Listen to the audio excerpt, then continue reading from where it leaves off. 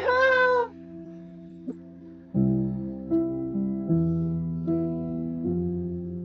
Good to see you.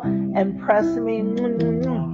But today I'm not going to be doing my show because I don't feel well.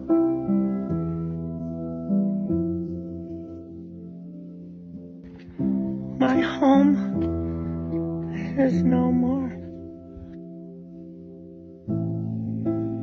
I have a very small platform, and I'm trying to make a difference and bring awareness to my show. It's the way that I socialize, and I'm an extrovert. It makes me feel better to do my show.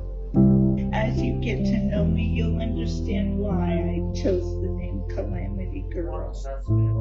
I love you all.